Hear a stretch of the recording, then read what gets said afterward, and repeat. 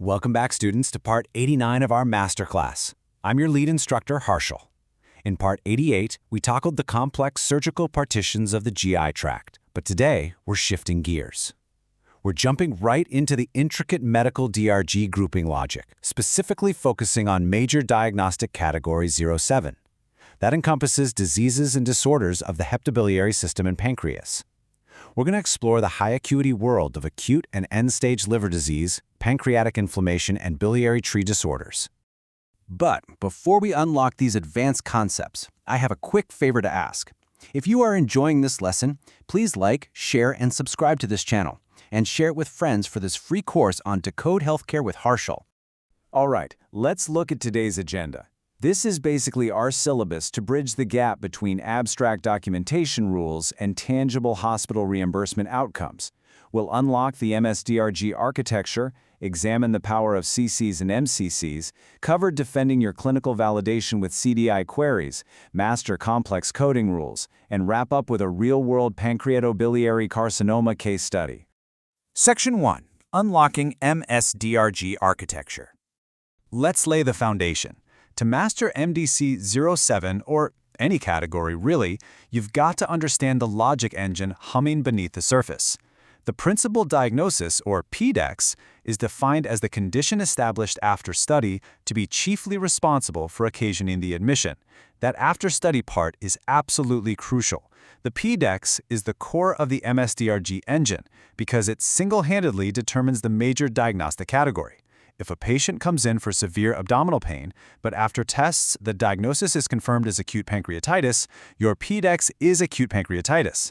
If a coder merely lists the symptom of abdominal pain, the entire routing is wrong, and that leads to massive underpayment. This workflow perfectly illustrates that logic engine. The system first takes that principal diagnosis to lock in the MDC. Then it evaluates the procedures. Within most MDCs, cases are partitioned into two groups, surgical and medical. If a major operating room procedure is present, like a liver transplant or pancreatectomy in MDC 07, the case routes to a surgical DRG. If not, it routes to a medical DRG. This groups things like cirrhosis, cholangitis, or malignancies based on medical management alone. Diagnostic families, like MSDRGs 432 through 434 for cirrhosis or 438 to 440 for pancreatitis, are all structured exactly like this. Section 2. The power of CCs and MCCs. Now for the real aha moment. Let's explore how secondary diagnoses and present-on-admission indicators drastically alter hospital payments. This three-tiered matrix brilliantly illustrates the final severity adjustment. Every MSDRG has a base relative weight, but capturing just one major complication or comorbidity, an MCC, secures the highest relative weight and payment tier. A standard CC lands you in the middle, and missing them altogether leaves you at the base rate.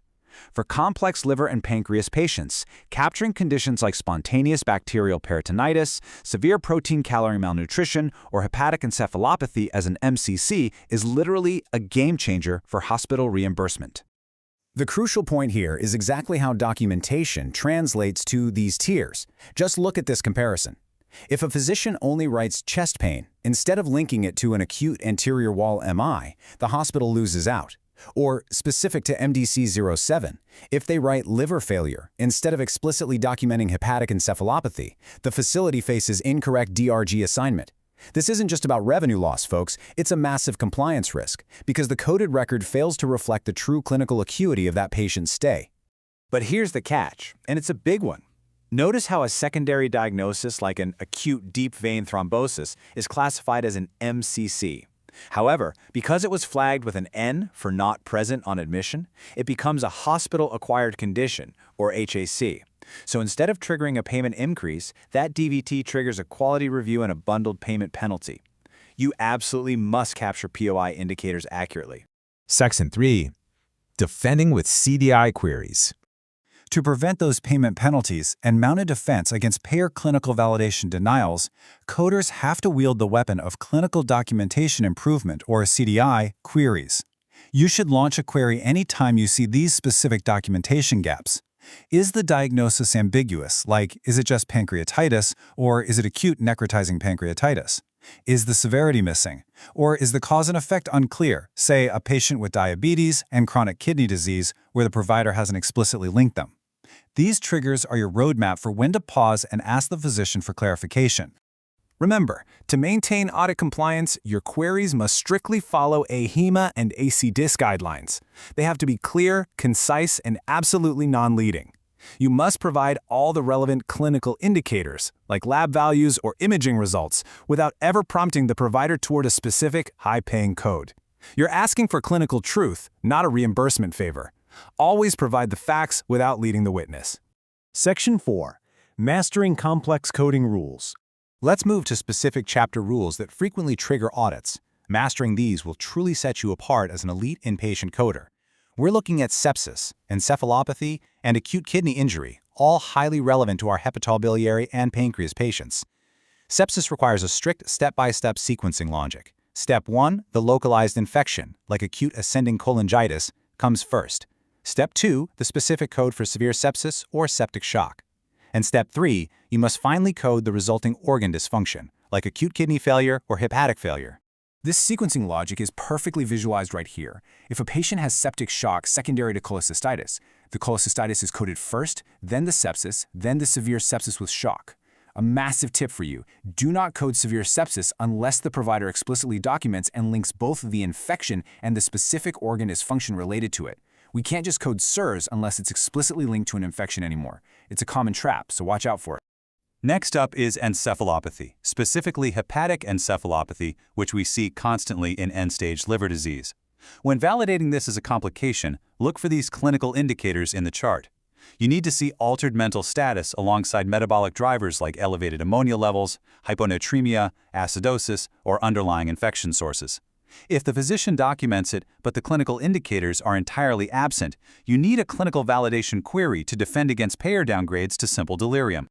Another critical area is renal failure. When auditing these cases, you've got to understand acute tubular necrosis, or ATN. It's the most common cause of AKI in the renal category. But as our guidelines point out, the term ATN is actually a misnomer, since there's minimal cell necrosis. In MDC-07, you also have to look out for hepatorenal syndrome, or HRS, and differentiate type 1 from type 2. Ensure clinical indicators, like urine sodium and response to albumin, actually support it over simple prerenal azotemia. Furthermore, managing acute on chronic renal conditions is a frequent challenge. This staging reference shows exactly how to handle it.